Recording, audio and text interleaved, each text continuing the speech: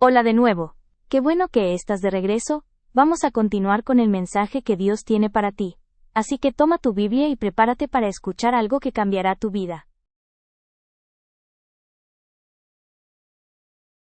Y hermanos, pudiéramos pensar la gran importancia de la educación que se tiene en el aspecto espiritual a los hijos. Recuerden lo que dice Proverbios: instruye al niño en su camino, y aun cuando fuere viejo no se apartará de él. Cuando tenía 30 años, Juan el Bautista era un poco mayor que el Señor Jesucristo. Más o menos, no sabemos exactamente qué edad, tal vez un poco menos edad. Dice la palabra de Dios que vino la palabra de Dios a Juan, hijo de Zacarías, en el desierto, y predicaba el arrepentimiento para perdón de pecados. Juan, hermanos, no fue sacerdote y no predicó dentro del templo, ni en la sinagoga, ni siquiera en un lugar público dentro de la ciudad. Dios lo llamó para que predicara en el desierto, a orillas del río Jordán. Podríamos pensar, bueno, ¿qué personas se reunían en el río Jordán? Tal vez había un camino ahí, tal vez los que iban a traer agua, o tal vez era un lugar donde acostumbraban las personas ir, tal vez por las tardes. Y entonces ahí es donde Dios lo llamó para que predicara el arrepentimiento de los pecados.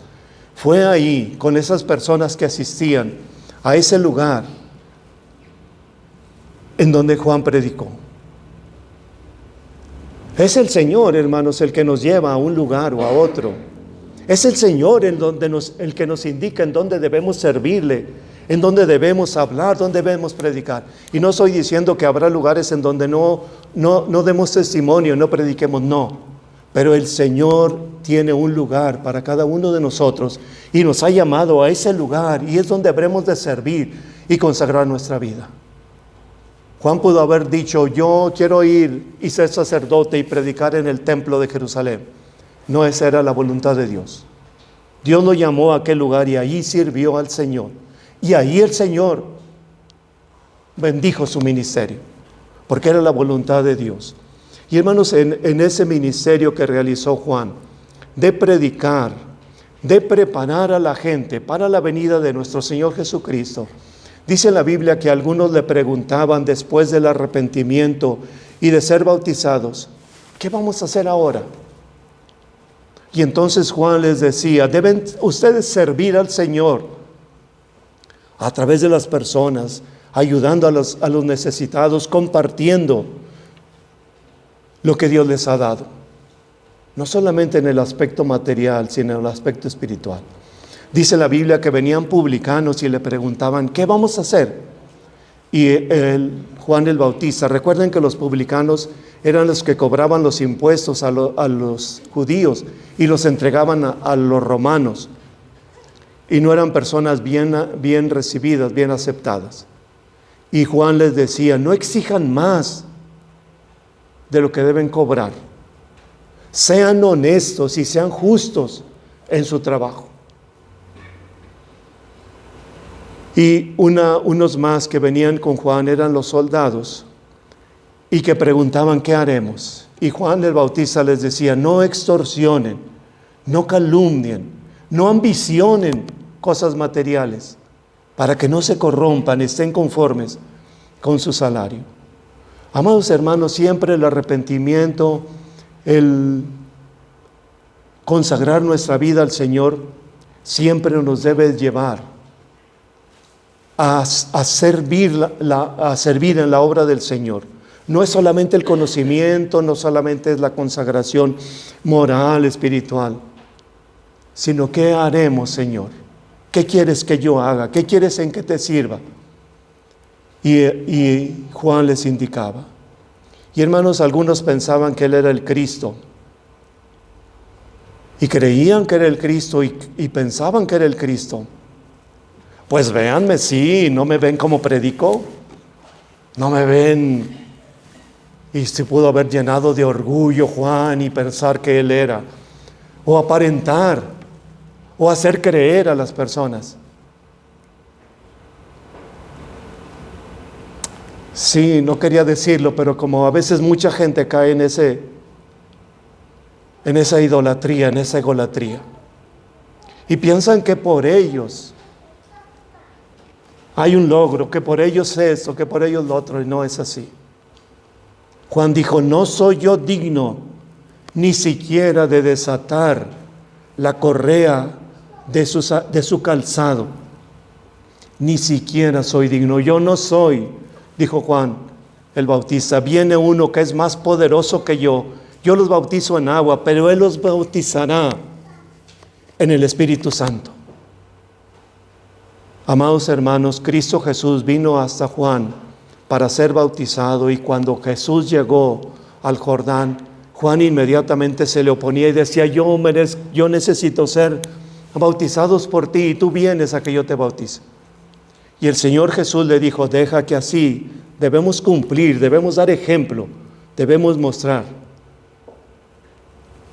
lo que debemos hacer, lo que todos los demás deben hacer. Y recordemos, hermanos, aquel acontecimiento que está dentro del ministerio de Juan, el bautizar al Señor Jesucristo. Y un acontecimiento tan extraordinario, tan maravilloso, un acontecimiento que no se repite. Dice la palabra de Dios que en ese momento, cuando el Señor Jesús salía del agua, después de ser bautizado, se abrió el cielo y descendió el Espíritu Santo en forma de paloma, como una paloma, dice la Biblia. Y vino sobre él una voz del cielo que decía: este es mi Hijo amado, en quien tengo complacencia. Este es mi Hijo amado, en quien tengo complacencia. ¿Y recuerdan un acontecimiento similar en donde Dios hace lo mismo, dice lo mismo? ¿Alguien recuerda? En la transfiguración también Dios habló y dijo: este es mi Hijo amado, en quien tengo complacencia, a Él oíd. Hermanos, es algo tan extraordinario que el Señor, escuchar la voz de Dios y que diga esas palabras. No quiero pensar ni siquiera que podamos compararnos con el Señor Jesucristo, pero cuando le servimos, hermanos, cuando le obedecemos, cuando tenemos vidas de verdadera santidad, cuando cumplimos nuestro ministerio, podemos hacer nuestras estas palabras y decir: Señor, y que el Señor diga: este es mi Hijo amado, en quien me complazco. Y ojalá que Dios pudiera decir de cada uno de nosotros eso mismo. Y les digo, no quiero que nos comparemos con el Señor Jesucristo, por supuesto que no, pero sí que pudiéramos escuchar la voz del Señor, que se complazca en que nosotros le servimos, en que nosotros le adoramos, en que tenemos vida de verdadera santidad. Y que dijera el Señor: y el nombre de cada uno de ustedes, amados hermanos, el nombre de todos nosotros, que nos dijera el Señor por nuestro nombre: este es mi Hijo amado, en el cual tengo complacencia. Amados hermanos, Dios nos ha llamado a cumplir un ministerio de predicar, de hacer discípulos y de servir a nuestro Dios también dentro de la iglesia. Juan cumplió el ministerio que Dios le entregó. Y quiero pasar a un tercer punto y más breve, seré breve solamente. El de que nosotros, hermanos, como siervos, como llamados al Señor, podamos servir a nuestro Señor en el ministerio que el Señor nos ha mandado. Dios, hermanos, mandó a Juan para que preparara el camino, es decir, para que preparara a las personas para la venida del Señor Jesucristo. Y Juan estaba dentro de los planes del Señor para salvación. Y por supuesto que el ministerio de Juan no fue un trabajo fácil, no fue un trabajo regalado, fue un trabajo difícil, de lucha, de oposición, de obstáculos que siempre se presentaron en su vida. Fueron obstáculos externos, pero también dentro de su vida había obstáculos internos. Y hermanos, la palabra de Dios habla de todos los héroes de la fe en Hebreos 11 y dice todo lo que sufrieron las personas que entregaron su vida, hermanos que entregaron su vida al Señor. Es decir, quiero decirles que el ministerio que el Señor nos ha mandado a hacer no es algo fácil, no es algo regalado, es algo que requiere de oración, de doblar nuestras rodillas, de estar en adoración a Dios, de independencia del Señor. Es algo que requiere de valentía, de ser valientes, de ser esforzados y de depender absolutamente del Señor. Los obstáculos que tuvo Juan el Bautista fueron los fariseos y saduceos, que fueron y escucharon no para saber, ni para arrepentirse, ni para creer en Cristo, sino para rechazarle. Por eso Juan el Bautista decía: generación de víboras, ¿quién nos enseñó a huir de la ira venidera? Hagan frutos dignos de arrepentimiento, tengan vidas que demuestren que se han arrepentido. Y hermanos, siempre tuvo Juan esta oposición que venía de fuera, obstáculos externos que venían de fuera. Hoy, hermanos, cada uno de nosotros pudiéramos pensar: ¿qué obstáculos hay en mi vida que me están impidiendo servir completamente al Señor? ¿Qué hay en mi vida que recibo en forma externa que me impiden entregar mi vida completamente a Dios? ¿Qué hay en mi vida que no me permiten servir al Señor?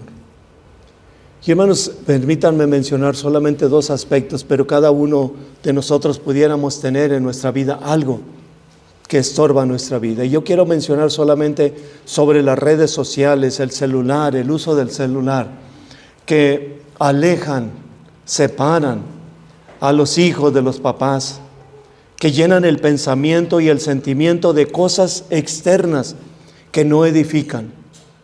Podemos pensar, hermanos, no en cosas perversas o pecaminosas o pornografía o nada de eso,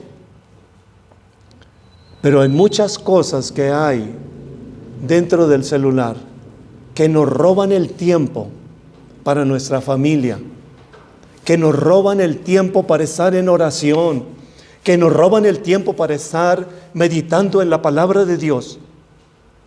Y hermanos, es tan fuerte esa corriente o esa adicción hacia el celular que muchas personas están metidas en el celular. Y luego le decimos a los hijos: tú no uses el celular. Y el celular como si estuviera pegado en la mano y en la vista y en la frente y en el pensamiento.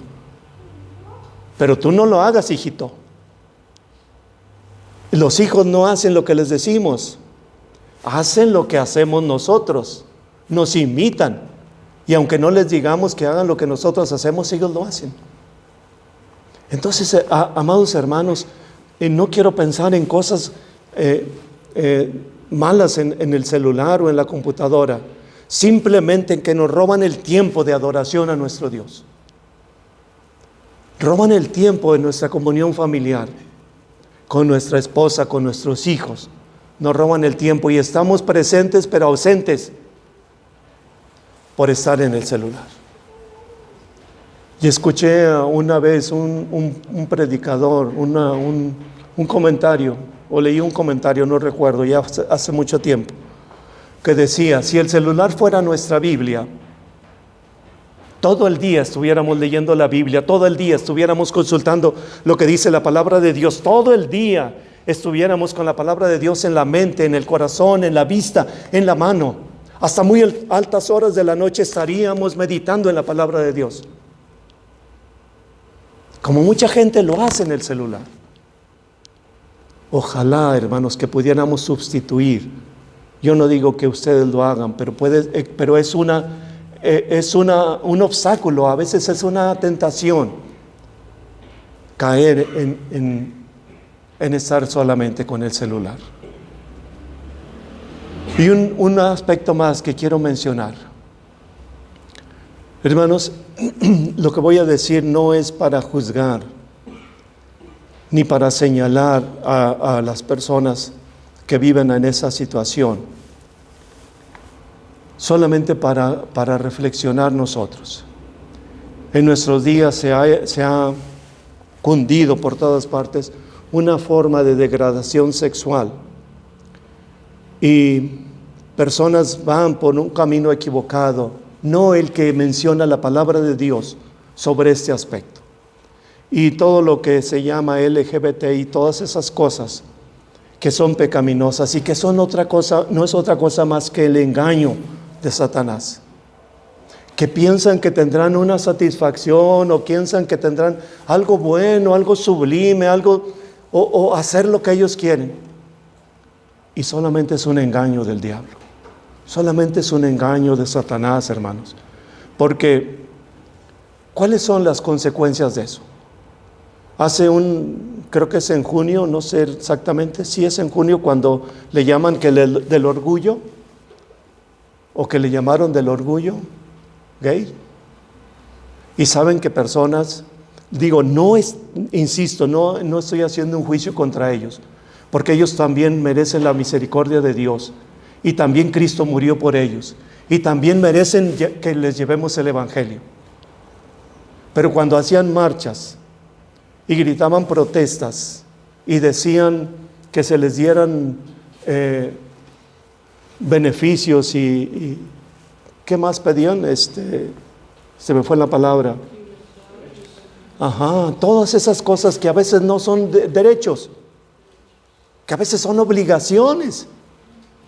Como adoptar a un hijo no es un derecho, es una obligación extremadamente grande. ¿Saben qué había en el hospital? Personas agonizando, infectadas con el SIDA. Y no crean que era uno o dos o tres. Ese mes hubo una explosión de esa enfermedad tan grande, aquí en Durango, aquí en nuestra ciudad. Y podíamos constatarlo viendo las estadísticas en los hospitales. ¿Por qué no les dicen las consecuencias de ir bajo ese pecado que tendrán no solamente en el aspecto físico, sino en el aspecto moral y espiritual de sus vidas? Un jovencito apenas rebasando la adolescencia tuvo una agonía tremenda en el hospital, contagiado de esa enfermedad. Y saben, hermanos, que el pecado del adulterio y de la fornicación, que el Señor prohibió, que el Señor insistió en que no cayéramos, en que nadie cayera, es lo que trae como consecuencias. El Señor no se equivocó y dijo que la consecuencia del pecado es la muerte. Y hermanos, esas personas mueren en condiciones de sufrimiento terrible. Hoy ya no se dice nada. Hace un año, cuando hubo el boom de esa enfermedad, por todos los medios de comunicación decían que hay que evitar y que todo lo que se mencionaba. Hoy ya nadie dice nada. Pero sigue habiendo muchas personas que caen en eso. ¿Cuál es nuestra responsabilidad ante ello, hermanos? El de predicar, el de llevar la palabra del Señor, porque no sabemos si en ese hogar de nuestros vecinos puede haber una persona, un joven o uno de los adultos que esté siendo, ¿cómo se dice? Acosado o seducido por algún tipo de pecados de eso. Y si no le hablamos, y si no predicamos, y si no le advertimos, y si no le damos a conocer la palabra de Dios, puede ser que caiga. Por eso es tan importante. No sabemos, hermanos, qué personas están siendo atacadas por el enemigo. Por eso debemos predicar. Esa es nuestra responsabilidad. Y si hay esas personas en el hospital, ¿qué está haciendo la iglesia? ¿Qué estoy haciendo yo para evitar que más personas caigan en ese pecado.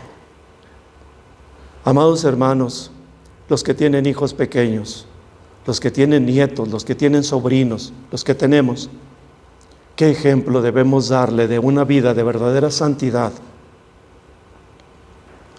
para que ellos vean en los otros, en los adultos, en los viejos, en los grandes, gente consagrada, gente entregada, gente que sirve al Señor y puedan imitar? No a nosotros, no por nosotros, como decía el apóstol Pablo, solamente por lo que el Señor hace, por lo que el Señor ha visto. Amados hermanos, Juan el Bautista tuvo no solamente ataques externos, sino internos en su vida. Y termino con ese comentario. Juan el Bautista tuvo que enfrentar también la ira de Herodes. Herodes era el gobernador romano que había allí en Jerusalén, en Israel.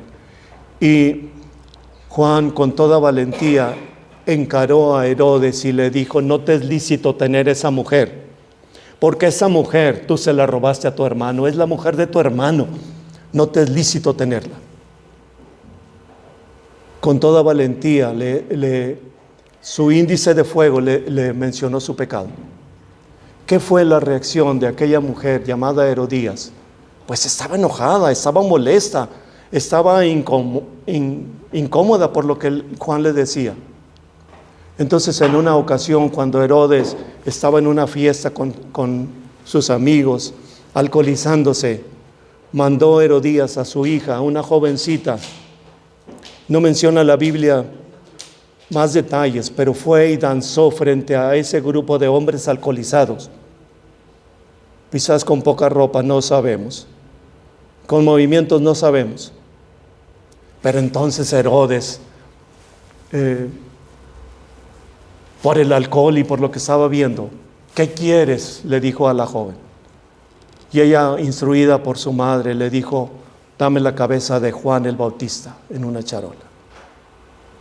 Y contra la voluntad de Herodes, porque no quería, pero ya había dicho, y delante de sus amigos, y tenía entonces que cumplir, mandó a que Juan el Bautista fuera decapitado en la cárcel. Y murió Juan el Bautista decapitado en la cárcel. Amados hermanos, ¿estamos dispuestos a morir por Cristo? Juan en ningún momento se retractó y renegó de Cristo, ni dijo: ya no quiero nada con el Señor. Aceptó lo que viniera, estuvo en la cárcel en una situación terrible, porque él era un hombre libre, era un hombre de campo, y estar encarcelado, encadenado en una celda oscura, húmeda, sin luz y nada. Y estuvo dispuesto y murió por cumplir a Cristo su ministerio. ¿Estamos dispuestos nosotros a morir por Cristo, amados hermanos? Si el Señor nos pidiera que nosotros levantáramos nuestra mano y la pregunta fuera diferente, y nos dijera el Señor: ¿cuántos estamos dispuestos a vivir una vida entregada a Cristo? A vivir por Cristo hasta que nos llame. Si hoy dijera yo, o alguien me hiciera la pregunta: ¿estás dispuesto a morir por Cristo? Claro que sí, pero no tengo ningún peligro, nadie me amenaza, me paro aquí todos los domingos y nadie viene a reclamarme nada. Claro que muero por Cristo. Fácil, sin ningún peligro. Pero ¿quién estamos dispuestos a vivir una vida consagrada, una vida entregada, una vida de santidad, una vida de servicio a Cristo? Esa es la pregunta ahora. El ejemplo que nos deja Juan el Bautista de morir por Cristo, debemos aplicarlo a nuestra vida ahora para vivir por Cristo, para que Cristo viva en nosotros. La invitación, hermanos, que la palabra de Dios nos hace ahora a cada uno de nosotros es a vivir por Cristo, y tomemos el ejemplo de un gran siervo de Dios, Juan el Bautista. por supuesto guiado, fortalecido, dirigido por el Señor en el ministerio que el Señor le dio.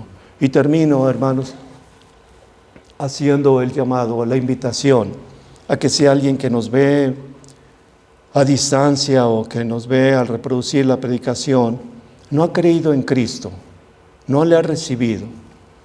La palabra de Dios dice en Juan 1:12, a todos los que le recibieron, a los que creen en su nombre, les dio el derecho de ser hechos hijos de Dios.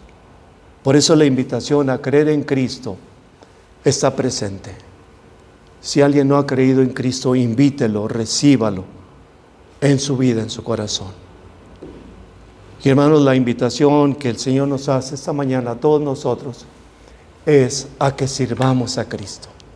El Señor nos ha llamado a servirle y gran privilegio tenemos del Señor que nos haya escogido y nos haya llamado y nos dé la oportunidad de servir a nuestro Señor Jesucristo en la predicación, en hacer discípulos y en el servicio que realizamos dentro de su iglesia. Oremos.